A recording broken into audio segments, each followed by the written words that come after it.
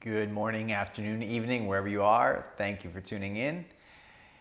I'd like to talk about the kleshas for a moment, which is klesha means twist. So the twists of the mind and what happens, I suppose, in relationship to our what we could call our what's a good way of saying this? I was going to say higher self, but let's talk about what happens from how the macrocosm comes into the microcosm. So the macrocosm, we have these powers that exist within us because consciousness itself exists within us. Consciousness is taking form as a human being. So that's the easiest way I can sum up something. Actually, let me give you imagery. So if you have light hits the atmosphere and fractals off in all the different colors, you got a rainbow because it hits moisture, right? And all of those colors still have the same source of light within them, but they're unique and individualized. This is what we are in relationship to consciousness, according to Tantra, so that there's this light of consciousness that is fractaling out into all these different expressions. We as human beings, nature itself, all the animals that exist, these are all expressions of that one light, of that one consciousness. Now what happens in that, to create that uniqueness, or in that uniqueness, exists these twists of the mind called the kleshas. And two of which I want to talk about today.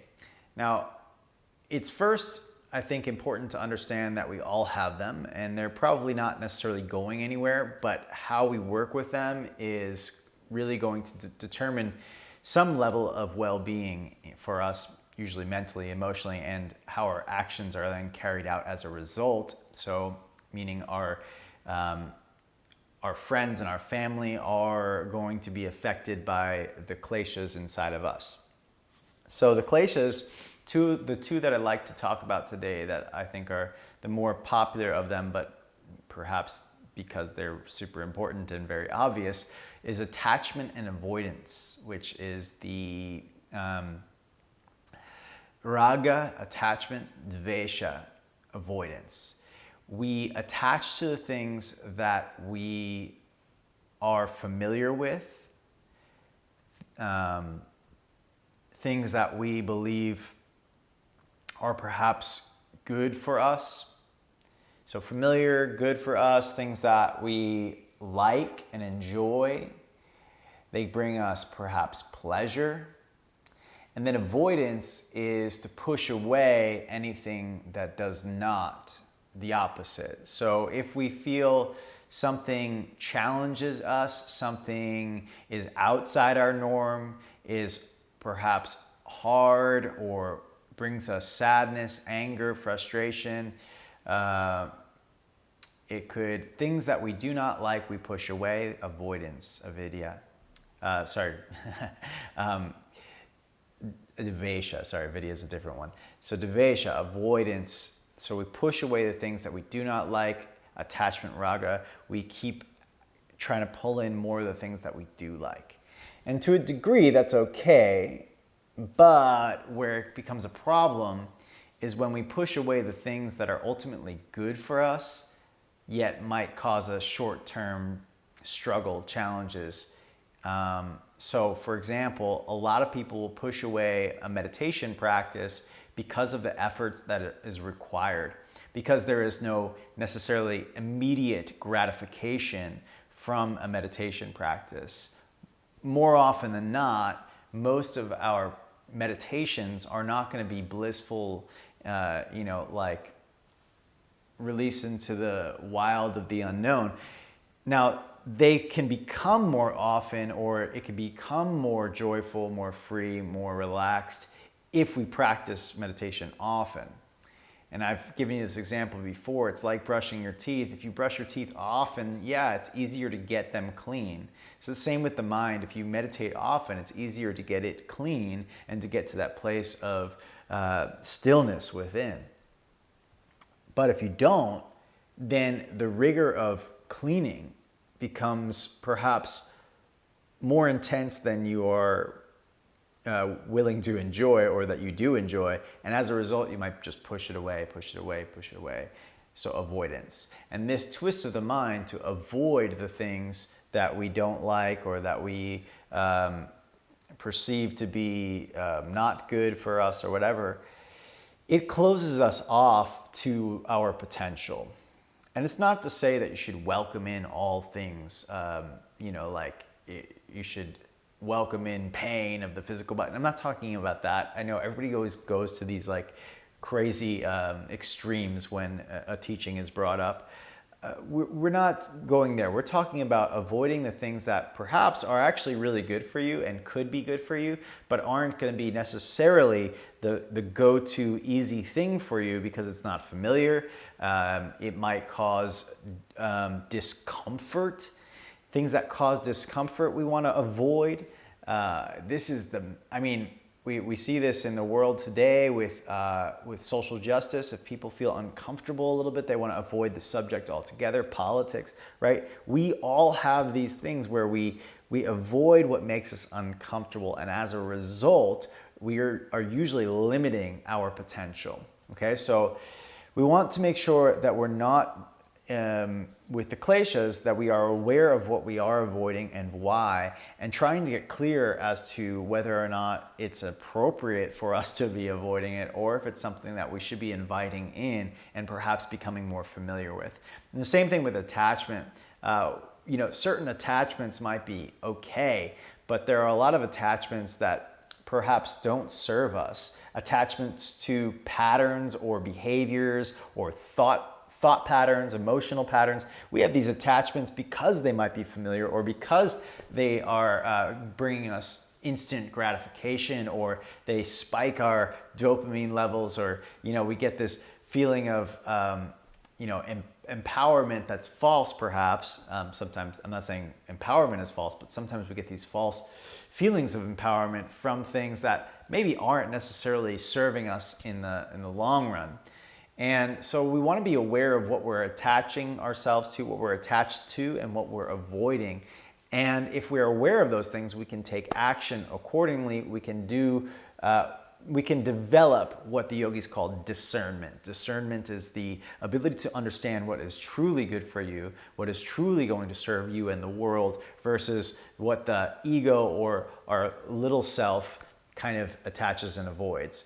And it is only through the process or through practice, according to Tantra, it's through the repetition of practices that we can develop discernment, because practices help us see where we fail, because we're becoming aware of what the results of the practice are.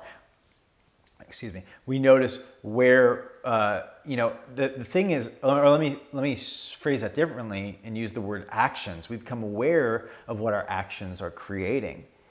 And the thing that most of us do, I think, in society is we perhaps avoid the acknowledgement of what our actions have created.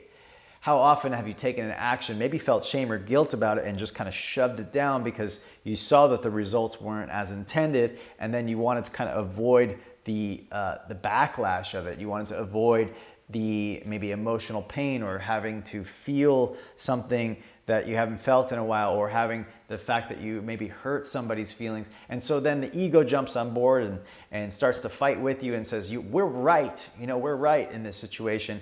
And then before you know it, you're like defending this crazy situation in your head that really could have just been solved quickly by saying, I made a mistake, I apologize. And we know that this is a problem. We know that we all do this because we all wish everybody else would do that when they made a mistake. So it's not just everybody else that's making mistakes. It's every human being. Everything in nature is making mistakes constantly. And so if we can acknowledge our mistakes, and we can acknowledge perhaps things that we've attached to and avoided to, we can make better decisions. We can observe the results of our actions. If we observe the results of our actions, then we don't get so attached to perhaps those actions, and we can get more. Here's something you can attach to.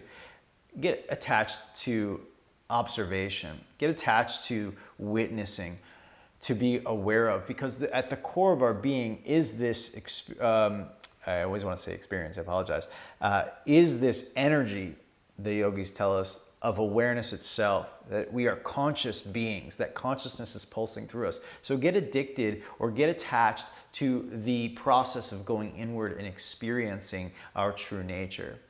And that kind of addiction might serve you to go inward and to release all other addictions to everything on the outside world. And I'm not saying that we should be, addicted to our yoga practices necessarily, but it could serve for a period of time to be really dedicated, let's use that word, it's a better one, to going inward, to experiencing the truth that is inside of us.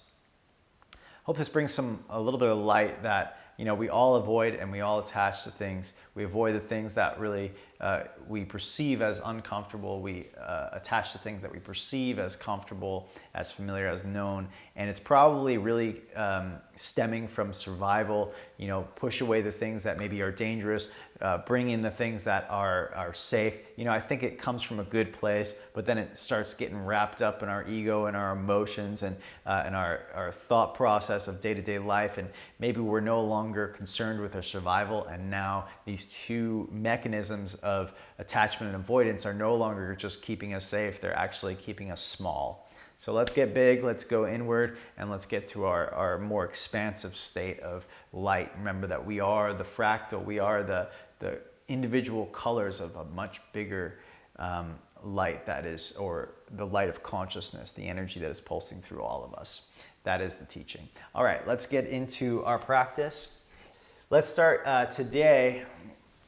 Let's start on our shins. You can just tuck your toes underneath and interlace your fingers and bring them to the top of your head. Bring your armpits back, shoulder blades toward each other, and reach the hands up. Try to lift the shoulders up towards the ears. Now breathe in the belly right now. Down into the belly, expand it, exhale. Belly goes back, shoulders up, elbows up. Inhale, belly expands outward.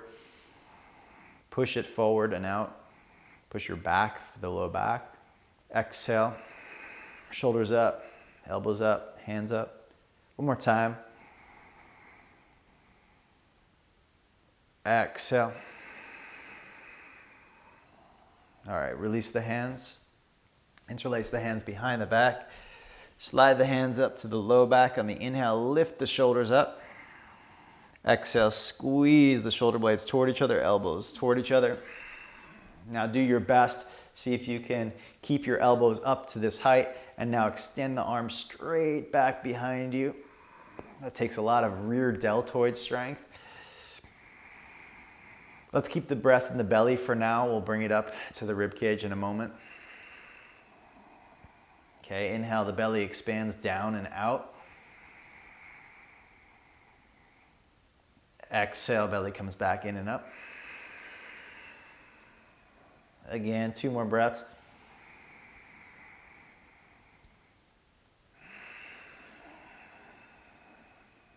One more, diaphragm pushes down, belly goes out.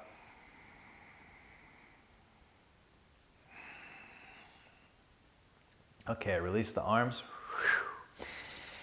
Come to all fours, hands and knees. Inhale, arch and look up. As you exhale, we're going to round and move to child's pose. You can point the feet. Inhale forward, all fours, tuck the toes. Exhale, round, move back. Inhale forward, all fours tuck. Exhale, back and around. Inhale forward. Exhale back.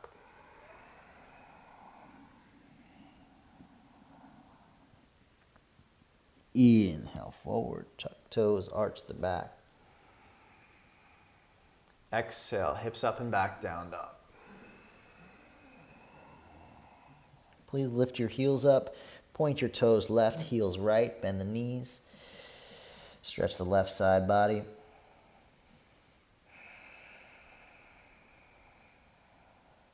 Switch it up. Lift the heels. Point the toes right. Heels left. Bend the knees. Stretch the right side body.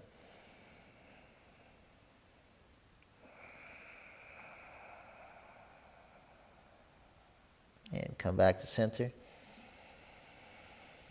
Press the shoulders towards the ground. So shoulders push into the hands. Hips goes up and back.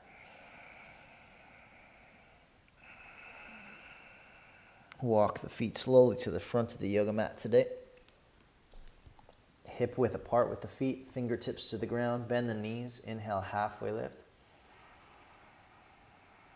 And exhale, bow. All right, we're going to awaken the outer hip muscles today, the abductor muscles, and then we're going to stretch them. So first, strengthen, and then we'll stretch. So place your hands to your outer shins. And with your shins or with your backs of your heels, push outward until you feel the hamstrings and buttocks widen. So your hands are just there as a brace. Let's get a good angle here. Okay, and then pushing the backs of your calves and hamstrings out into your hands. It's gonna create the outer hip strength that we're looking for. Okay, but it'll also start to tip your pelvis up and back. I notice this camera's a little bright, so let me just take that down a notch. Yeah, let's go this way. Probably okay here. Okay, so I apologize for that. Pressing the backs of the hamstrings apart, lifting the buttocks up. Now lean forward into the toes and then release the hands, bow forward. So the backs of the legs are pushing out, imagining that the brace of the hands are still there. And you're gonna feel your abductors, your outer hip muscles. Now, gently start to round the back, look at your navel. Breathe into the back of the heart. 2 more.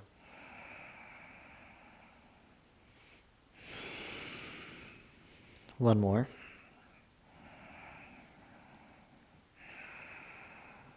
All right, inhale, rise up to the sun, Urdhva Hastasana. Hands to the heart, Samastitihi. Inhale, reach, Urdhva Hastasana, all the way up. To the earth, bow, Uttanasana, forward fold. Halfway lift, inhale. Left foot steps back as you exhale. Place the hands on the front thigh, pause here. And let's do a little movement of the pelvis to warm up the hips and buttock muscles.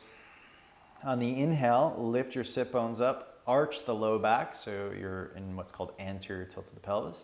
And then as you exhale, we're going to do posterior tilt. So scoop the tailbone, pull the pubic bone up towards the navel, your back will round. Okay, inhale, anterior tilt, lift the buttocks up, arch the low back. Exhale, posterior tilt, scoop the tailbone. Inhale, anterior tilt, arch. Exhale, posterior tilt. 2 more. Inhale, anterior tilt, lift the buttocks up, hips are high. Exhale, posterior tilt. Inhale, anterior tilt. And last time, exhale, posterior tilt. Reach the hands up to the sky on the inhale, lift the heart. Open Virabhadrasana 2, Warrior 2. And if you got one of the second wind mats, your front heel bisects the back arch, so you're dividing the mat in half from right to left. That's called the midline of the mat. We have a midline of the body. The feet currently are going to be on the midline of the mat. Front foot on that line, back arch straddles that line. Now pull your pelvis back a little bit and draw your feet in toward one another so that there's a lift in the hips. Today, you're going to take your hand, switch this angle for you. Take your hand to your outer knee. And even though your hips are back here, so they're not pressing forward, they're back, you're going to take your hand to your outer knee and press the knee out into your hand to start to warm up the outer hip muscles, the abductor muscles. Still pulling your feet toward each other, but pressing the knee out into the hand. The hand resists, okay? So that should get the IT band and buttocks of the front leg active, your glute muscles active, but keep the back groin from flailing forward. Keep it back and then press the hand out into the knee out into the hand. Let's hold for 2 more breaths. 1 more breath. Reverse warrior, inhale. Exhale, hands to the ground. Ooh, yeah, turn the back heel up. Now spin the back heel down and turn the front toes out. And you can keep a bent knee. You can see, let's see if I lift this up, you can see my front knee is bent. It's like I'm gonna go to a side plank pose, but just kind of bowing here, stretching. Now, just be careful of your knee. You wanna just turn the thigh bone as much as you can. It might be like 45 degrees forward. I have a lot of rotation there, so it looks maybe extreme. So just do what is appropriate for you. And the back thigh, you can see, is turned in as well. And I'm just turning the pelvis a little bit to prime the right outer hip to stretch. Okay, and then release. Straighten through the front leg and bow over your straight front leg.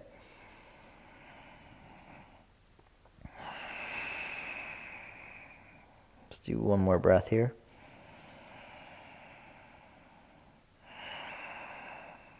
All right, bend the front knee. Step to down dog, exhale. Just take 1 moment to observe, notice your right and left hip. Now, a lot of people, when they practice yoga, they avoid the things that challenge them. They avoid strengthening. There's no participation in stretching like passively, right? Just like the willingness to just experience letting your body relax. But in muscle activation, that's full participation. You have to actually make that decision to not avoid the challenging moments of strengthening your muscles. You have to make the choice to activate the muscles. Whereas with flexibility, you can just put yourself in the position, so long as you don't get out of it. It's basically a lot less choice involved. You just sit there and you stretch. So with muscle activation, you really start to learn how to dissolve a little bit of that raga, the attachment to the things that we like, and to dissolve some of the devesha, the avoidance of the things that maybe challenge us or that we don't like. Let's lift the heels up, look forward. You can walk, step, or hop to the front of the mat. And after that, I'd like you to take an inhale, half lift, and acknowledge the right and left side of your hips. Bow. Rise to the sun. Inhale, Urdhva Hastasana. Exhale, hands to heart. Inhale, reach up. To the earth, bow. Halfway lift on the inhale, Ardha Uttanasana. Step the right foot back so we can even out now the 2 sides. Inhale, hands to the front thigh. Start in the arch position. Okay, again, this is called anterior tilt. Warm up the pelvis. Take a full breath in. And then on the exhale, scoop the tailbone underneath, rounding the back. Keeping the back leg straight to stretch the hip flexors, why not? Inhale, arch, anterior tilt. Exhale, posterior tilt, round.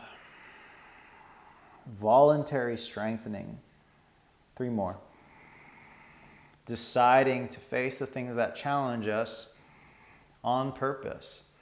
So willingly not avoiding, willingly taking action, even if it is challenging us. Now, what the yogis call this is tapas, the invitation into the rigor of the yoga practice. 1 more. Inviting the transformation, the fire, the heat. Tapas is the basically rise up, inhale. The solution or the practice, open up, warrior 2, of releasing avoidance and attachment. Hand to the hip. And like I said, it's probably likely never to leave us in this human life, but what we do with it is what's important. So bend the left knee, sway the hips back. Again, your front heel and back arch are in one line. If you've got the second wind mat, you can see that line. Some mats also, other mats have them as well. You can always put a piece of masking tape down the center. Okay, it's very helpful. The left hand to the outer knee. Press the knee out without pressing the pelvis forward. So hips back. And when you press your hips back, your knee will want to come in. That's, part of the strength training exercise here is to move your hips back, making it hard on you to press your knee out. So when it's hard on you to press your knee out, that's your opportunity to get stronger in your left outer buttocks here, your glute muscles here. So let's activate for another 4 breaths. Also squeezing your feet toward each other while doing so. If you can, maintain 2 actions at once, which you physically can. It's a matter of if you can mentally focus on 2 things at once.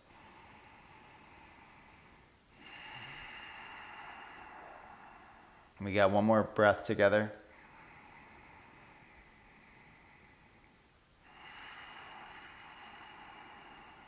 Reverse warrior on the inhale. Exhale, hands to the ground. Switch the camera angle again for us. So the back thigh turns in the best of your ability. If you can get to the outer edge of the foot, awesome. If not, don't worry about it. Turn the front foot out any amount. And you're just here to kind of wiggle in the space. And what this does, it's going to be stretching your glute muscles all the way through to your IT band. And since your IT band connects down at the shin here, it could be pulling on the knee, so too much stretch of that at once could be a problem for you. So you want to make sure that you're not overstretching and really trying to target the buttock muscles. And the way I do that is by keeping the hips up, but of course you want to make sure you're not getting into the knee joint. You don't want to stretch the knee ever. It's not a muscle. It's not like, muscles surround the knee, but if you're feeling a stretch in the knee, it's likely not a muscle. It's likely a ligament. Something that we don't want to be stretching. Okay, ligaments aren't elastic like muscles. They're more like a rope. And if you stretch it, it starts to tear. Okay, release just by straightening the front leg and bow forward. I suggest breathing now into the back of your heart, learning to round the back and breathe behind the heart space. So the diaphragm kind of, instead of pushing into your belly, which is now constricted, can balloon outward. And you'll feel your intercostal muscles in the back might start to stretch. All right, bend the front knee. Step into down dog, Adho Mukha Svanasana. Let's come forward to plank pose on the inhale. Chaturanga, exhale. Warming up the back muscles, inhale, lift the heart. Exhale, release. Inhale, lift the heart and hands. Exhale. Heart, hands, and feet. Exhale. All 4s, hands and knees. Tuck toes, exhale, downward facing, Adho Mukha Svanasana. Let's take a full breath in, observe right hip and left hip. So the key really to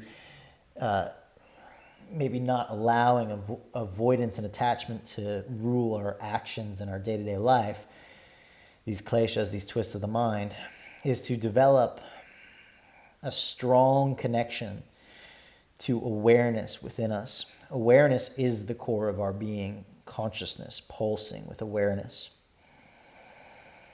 And the void that we were talking about exists within, at the core of our being as well.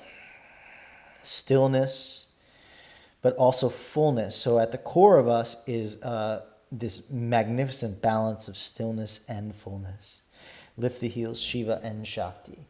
Exhale, step or hop to the front. Halfway lift on the inhale. Exhale and bow. Let's come to chair pose, bend the knees, hands to the thighs. Pause in this space here. Push your heels out isometrically and get your outer hips, the abductor muscles, to awaken. Sit a little bit lower. Lift the belly.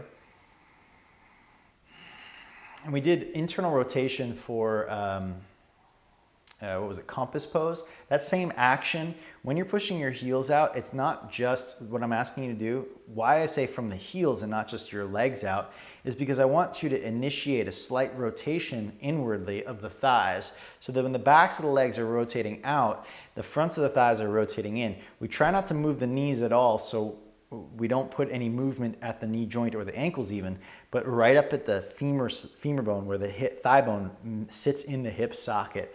That little bit of rotation is what we're going for here. It's going to help us for today's pose and just help us in general to get the femur bones back in the hip sockets in basically in the opposite position than most of us are chronically externally rotated. So internal rotation creates balance. So if we just avoided what are unfamiliar, the internal rotation, then we would sit in external rotation and just perpetuate our patterns. And a lot of yoga poses are externally rotated, so it's really beneficial to strengthen the internal rotators to try to bring about balance. And that's what I mean by, avoiding the things that maybe we're uncomfortable or we don't like can really limit our potential strength in our physical body, our potential flexibility. Right here, now you're probably feeling like you want to get out of it, avoiding the strength, avoiding the intensity of it, right? When really what's happening is you're getting stronger. Why would we avoid that? Inhale, reach the arms up. The reality is we all do. Exhale, bow forward, and you're not the only one. Inhale, halfway lift. Step the left foot back, exhale. Rise to high lunge, inhale. Virabhadrasana 2, Warrior 2. Reverse Warrior, inhale. Exhale, side angle position. Draw the feet in and up. Turn the belly, turn the chest. I'm going to take the left arm today, internally rotate it and grab a half bind, which means just grab any part of your pants, your shirt, whatever you can, and see if you can lift the left shoulder up a little bit. And then as you turn your chest, roll your shoulder back slightly, any degree. Okay, and then slide perhaps the right hand to the inside of the foot. Laying back, you can see I'm just on my fingertips, so I'm not really going deeper than that here because that would just be collapsing. I want to stay strong in the legs, pressing the right outer heel down. We'll get my abductor muscles turned on, those muscles that we're working on today. Also the deep glutes below the buttock, below the gluteus maximus, so not deep glutes, deep buttock muscles. One more breath. Okay. Now, let's crisscross the legs. So left foot to the right side of the mat, right foot to the left side of the mat. Inhale here, wag the tail straight back behind you, and that's going to stretch the outer right hip here. Lengthen. Exhale and bow. If you want to move, you can inhale, lengthen the chest. Otherwise, stay here if you want stillness. If you're moving, exhale, bow. One more breath, either staying still or moving.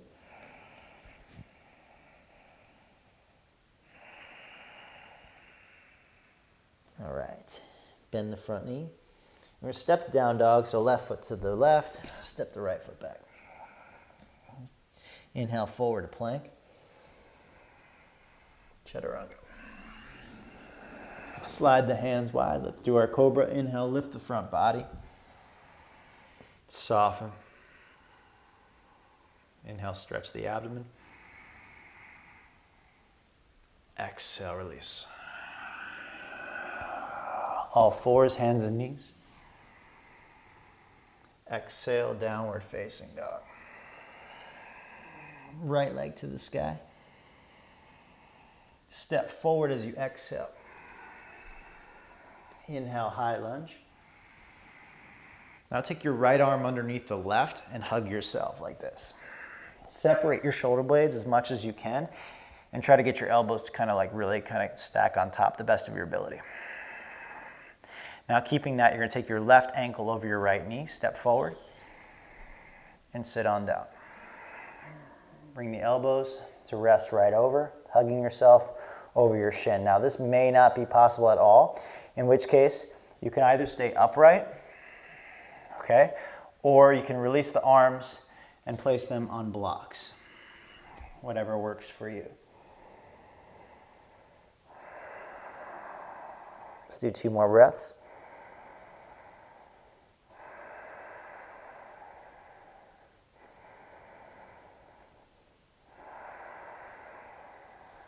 All right, inhale, rise up, one-legged chair. As you exhale, bring the knee up and release the foot. Brilliant. Tadasana, 1 breath.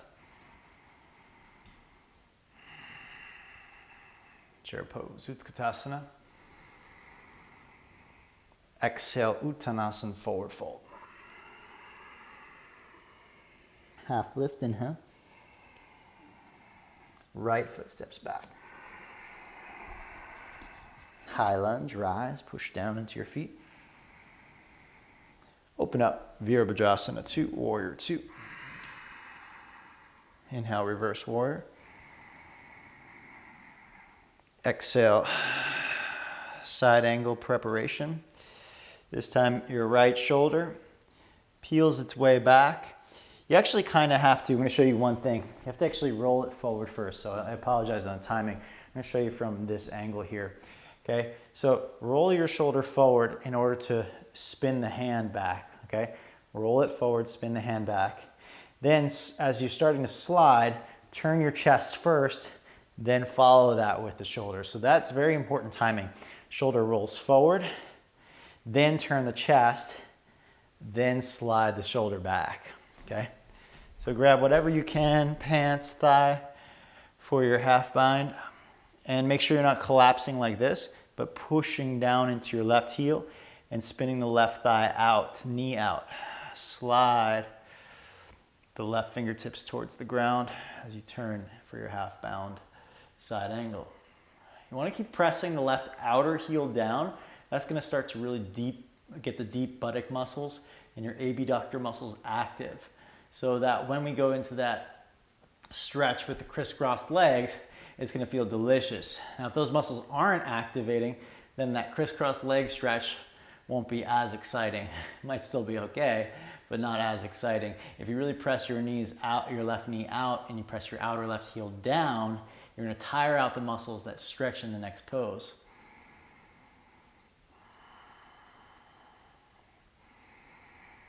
And that's the thing, is like with avoidance, you might be able to just get through this posture without having to do anything, right? To avoid the strength altogether. But the sweetness in the posture that comes next won't be available to you. Okay, release. So switch the legs across the feet. Inhale, half lift, wag the tail straight back behind you. And you should feel that from the outer buttocks all the way down. Okay, make sure you don't feel it at the knee exactly. And then bow. You will feel a little stretch along the IT band as it attaches below the knee, but you don't want there to be any sort of strain in those ligaments there. So saying is like, a lot of times avoidance might seem like it's serving us in the moment, like not working so hard in that side angle posture, but then it doesn't give way to the same sweetness as we get to this posture next. That is the interesting thing about life. And I'm not saying that we should get addicted to, burning out and overtaking action and such. It's the right, there's a great quote in the book called Peaceful Warrior, the right leverage at the right time. So the right actions at the right times, the right effort at the right times.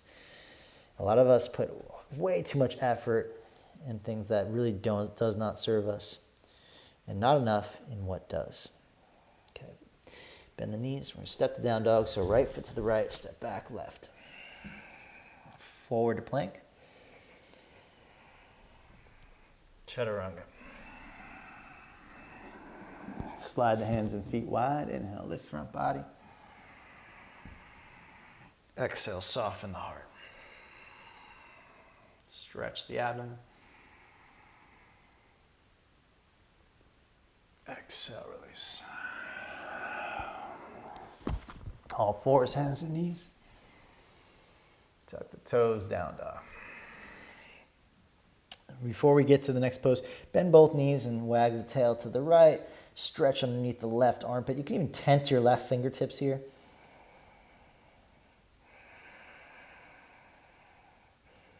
Crawl your left hand a little further forward.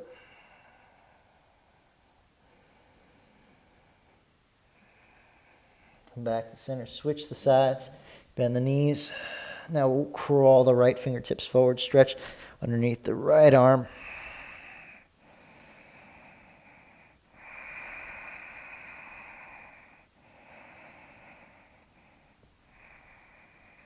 All right, back to center. Journey on the left side up to the sky. Step forward. High lunge, rise up. Now the left arm underneath the right. Hug yourself. And again, we're going to step the right foot, cross the ankle over the knee, and sit on down, hugging ourselves into this hip opener.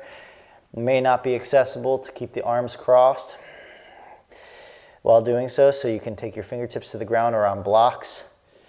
Or you can keep the arms crossed and lift your chest up more like this. Okay?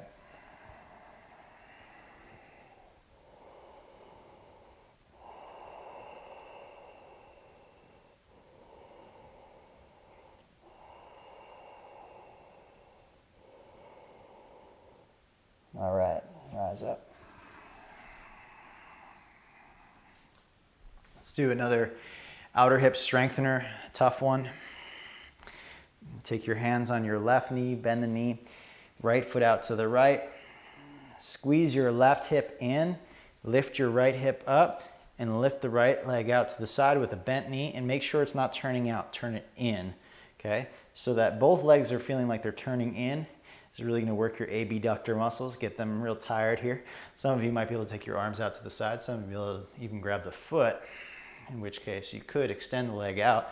However, we're not really quite warmed up for that.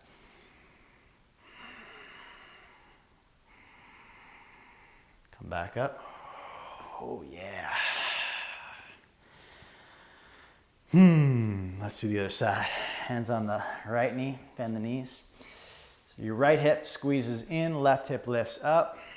Lift the left back of your hamstring up to the sky. Keep your buttocks back in more of that anterior tilt-like shape. So you're in an arch position in the back. Again, you might take the arms out to the sides. Some of you grab the foot, which may make it too easy for you, meaning if you're holding the foot, then your outer hips don't have to work so hard. So make a decision that's appropriate for you.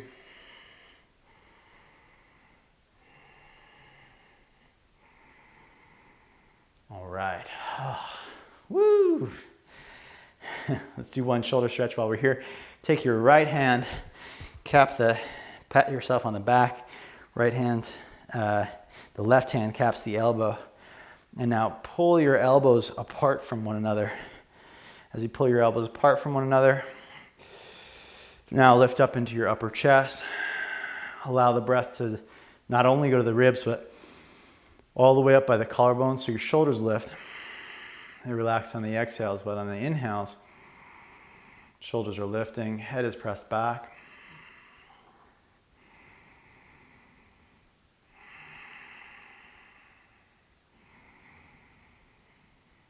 Okay, release. Second side. I'll show you from the back side just in case it helps. Left hand caps or presses onto the low back. Right hand caps the elbow.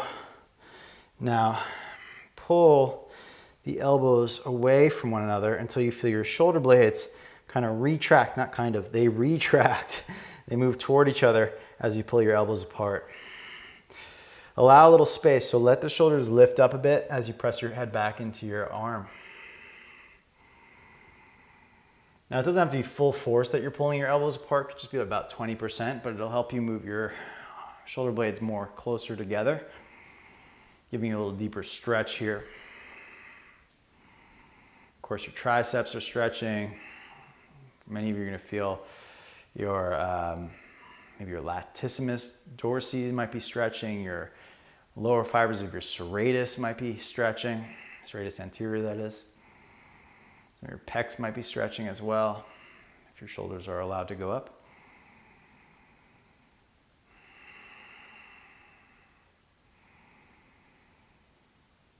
All right, and release. Let's get into eagle pose. So eagle pose, I recommend hand on the wall like so. Let me see if this angle is gonna get any decent here. Let's see. Yeah, perfect. All right, great.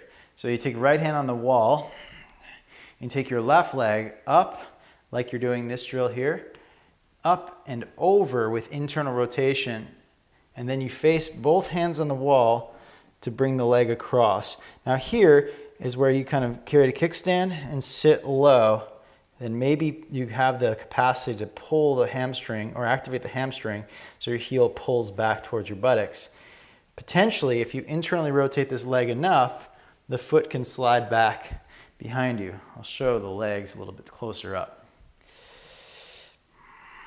Butt back is very helpful. Internal rotation here is what gets the foot behind. Then you can come back. And if the left leg is below, if not, by the way, you can just have a kickstand. The left leg is on top, sorry, and the left arm is below. And you can hug yourself, or you can take the arm behind here like this.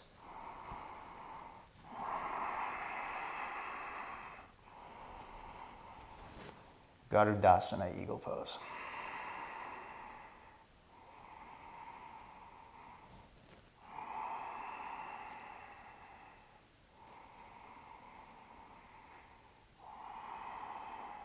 Coming on out of that.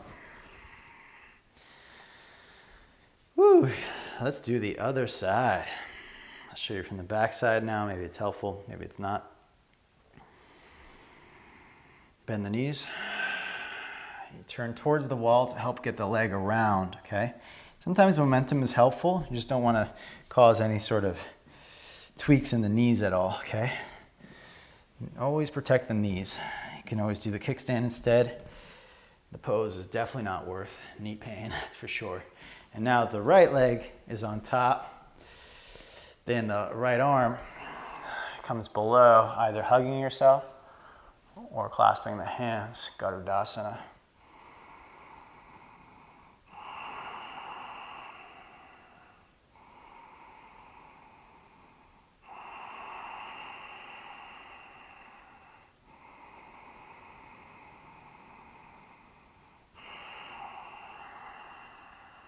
One more breath.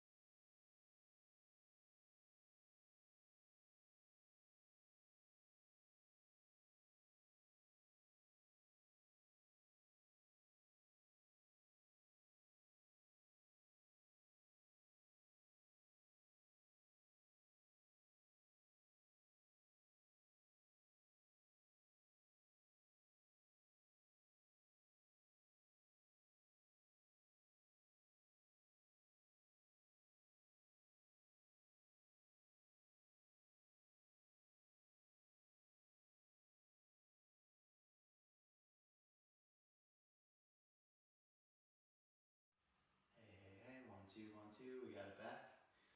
Okay, check 1, 2, 1, 2. Can you all hear me okay now? I think you can. Where did the audio cut out? Let me know. So I can. That was strange. That's not the same scenario that had been happening. So I apologize for that.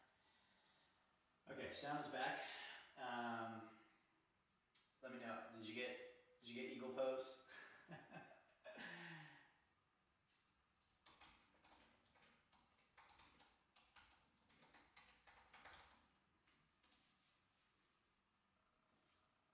Alright, so you got the sound back. Let me know if you got eagle pose in there. We're going to do Gomukhasana. So what you'll do is you'll cross your legs. I'm just waiting to see if anybody can. I know the chat takes a little bit of a while to populate compared to the real time here. Probably get 10 messages saying all at once that where we left off. Just checking to see if anybody's sending me an actual message now. Okay, well, here's the deal. Hopefully you could see at least what was going on in eagle pose. And now we're getting to Gomukhasana arms. Okay, second side of eagle. So you knew what to do on eagle pose, wonderful. So let's take the right leg over the left for Gomukhasana. And I'm going to suggest sitting up on blankets. Any amount of blankets that you need is better than feeling awkward in this posture, okay? So sit up on 3, 4 blankets, whatever it takes to feel somewhat comfortable. And your feet can be tied in by your hips. That makes it usually easier for most people, or the wider, the harder it is to get there. So now, let me just get the right angle here. Now I'm talking to you. Okay, so now let's take the left arm up, and you can either grab the elbow like so, or if possible, rotate the right arm inward and see if you can slide it around, and maybe you can clasp your fingers. Not likely for most of us, okay? So I'll show it from the back side just in case. You know, not likely that this is possible, but you can hold a strap between your hands like this and pull it apart. Also an option.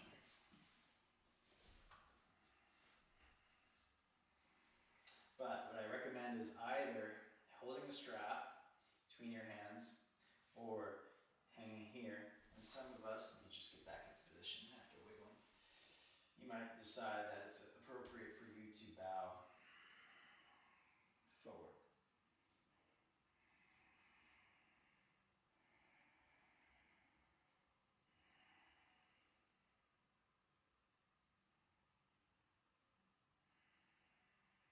All right, come on up. It's wild that so many sound issues this immersion. It's like every immersion's got its own thing. All right, switch sides, which leg's on top.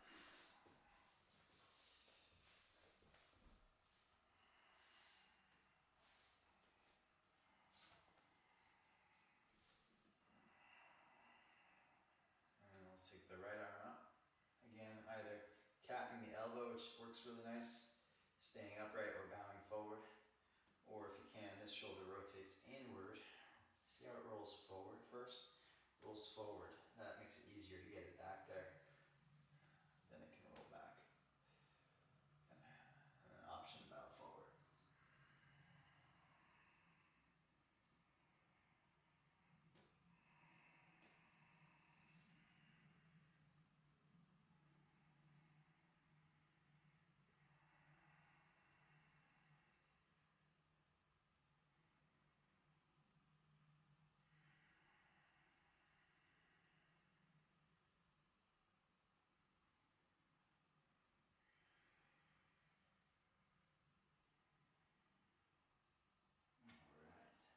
Up. Okay, so that should set you up pretty well for a cross-legged seated position for your meditation today. But for me, usually sitting on shins anyway is best. So you make a decision based on your body.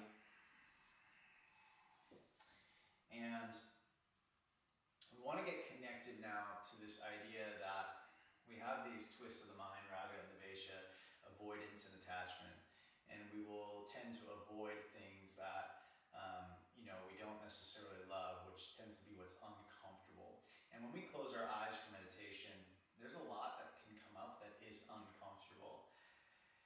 And it's not about necessarily like forcing our way through that discomfort, but gently, courageously, and I would say compassionately work your way through the discomfort. Only go to the point where you can really. It's like it's like walking towards the edge. You never want to jump off the cliff, but you want to slowly and courageously take one step. Breathe in that challenging space, get familiar with where you are, and then eventually that area gets comfortable, and then you can go to the next step, and the next step, and the next step.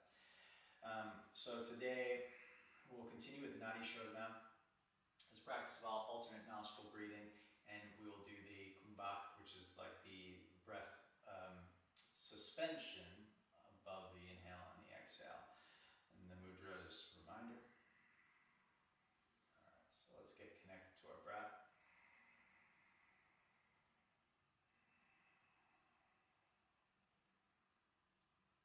A couple of more. Breathe down all the way into the belly.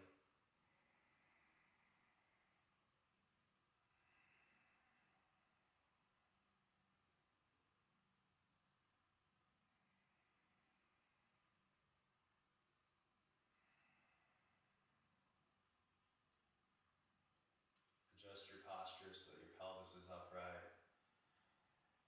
Your low back is a slight arch. Your upper back is full, and if you notice that the position you chose is not going to be conducive for sitting upright, then just switch the position.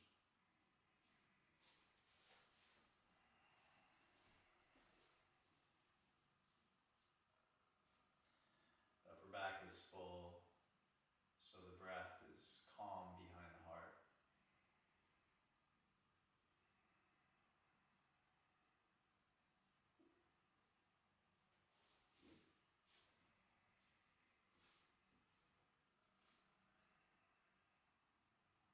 And the collarbones widen, so the hands probably have to come back a little bit to allow for the collarbones to broaden. Breath is still circumferential, widening the back of the body, the sides of the body, underneath the armpits, and the front of the collarbones, the heart. And then we just bring the ears back in line with the sides of the hips and lengthen up through the top of the head.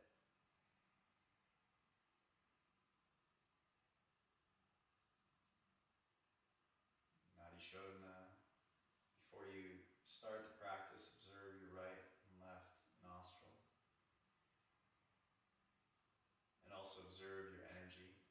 Notice if you feel more sympathetic, more awake energy, which would be the sun channel, Pingala. Or you feel a little bit more sleepy, the moon channel, Ida, parasympathetic nervous system. Acknowledge where you're at. Some of you might feel a nice balance between slightly blissful like state the yogis would call sattva, a sattvic state of balance, peace and equanimity. This place is where the energy can rise up the Sushumna Nadi, the central column, the central channel of our energy. It is here where it is easiest to focus our concentration and to go inward. However, it's rare that this is the experience. It's more likely that there will be challenges and require effort. And rather than avoid, because we are attached to the easeful, rather than avoid the challenges, we recognize the goodness that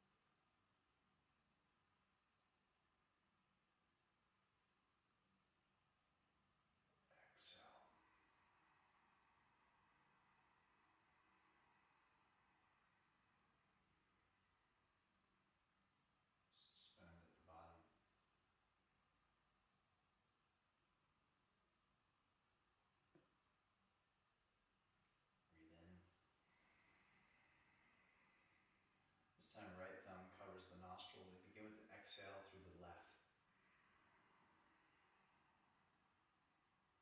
Right away, breathe in through the left. Suspend at the top. Out through the right.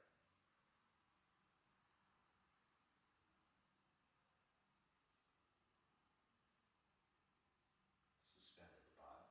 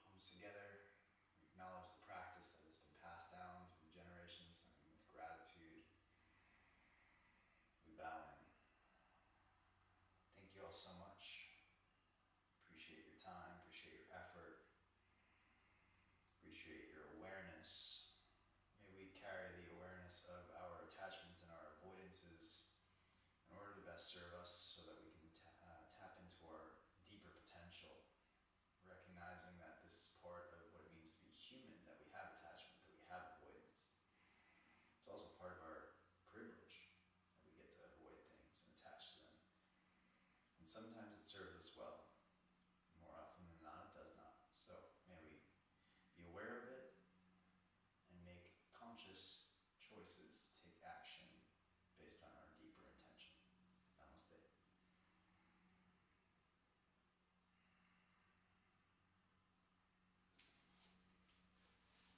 Thank you for tuning in. Thank you, everybody. Thank you for running the chat over here. Leslie, Jenny, Marissa, Tara, Suzanne. Thank you for being here. Much appreciated. Petra, thank you.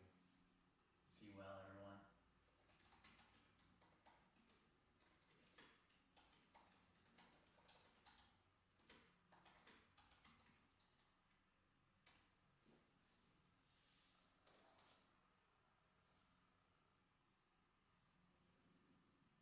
See you on the next one. Oh, by the way, I'm sure you saw